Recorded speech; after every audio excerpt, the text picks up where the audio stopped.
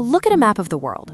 Europe and Asia are shown as two separate continents, different colors, different labels. But the problem, there is no ocean between them, no major geological break, no tectonic boundary. So why are Europe and Asia considered separate continents at all? From a geological perspective, the idea of Europe and Asia being separate continents makes very little sense. They sit on the same tectonic plate, known as the Eurasian plate. There's no continental rift, no massive fault line, and no natural separation comparable to the oceans that divide Africa, the Americas, or Australia. If continents were defined purely by geology, Europe wouldn't be a continent at all. It would simply be a western peninsula of Eurasia. So clearly, something else is going on. Ask where Europe ends and Asia begins, and you'll get a surprisingly complicated answer. Most modern maps draw the boundary along the Ural Mountains, the Ural River, the Caspian Sea, the Caucasus Mountains, and finally the Bosporus Strait. This creates a border thousands of kilometers long, yet much of it runs through flat land, shallow rivers, and low mountains. The Ural Mountains, often cited as the main divider, aren't particularly tall or difficult to cross. They don't resemble the Himalayas, the Andes, or even the Alps. So why these features? Because the border wasn't chosen by nature, it was chosen by people.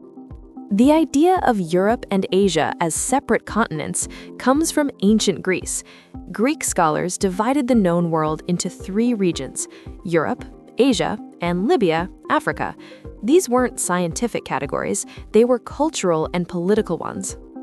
Europe referred to the lands of the Greek world and its neighbors. Asia referred to the vast Persian-controlled territories to the east. The dividing line wasn't based on geology, it was based on who lived where. As geographic knowledge expanded, the original idea remained, even as the borders had to be awkwardly stretched to fit reality. As Europeans explored further east, the original boundaries stopped making sense, so the line moved, first to rivers, then to mountain ranges. Eventually, in the 18th century, Russian geographers proposed the Ural Mountains as the official dividing line, largely because they needed a clear way to define Russia as at least partially European. And that definition stuck, not because it was correct, but because it was convenient. Europe is not a continent in the way Africa or Australia is. It's a cultural region that later received a geographical label.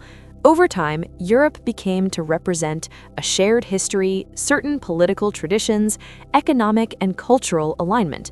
Drawing Europe as a separate continent helped reinforce that identity.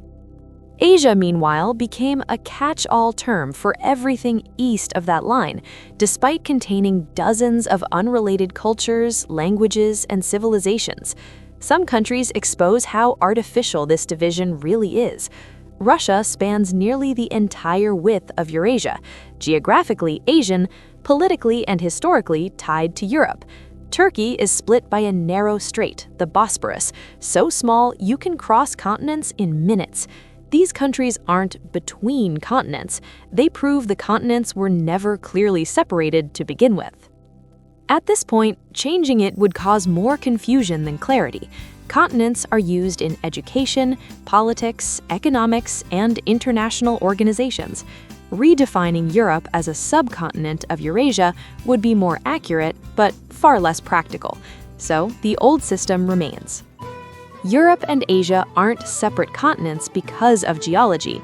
They're separate because ancient scholars divided the world culturally, those divisions became tradition, and tradition became global convention. In reality, there is only one continent here, Eurasia. Everything else is a line we decided to draw and kept drawing long after we forgot why it was there in the first place.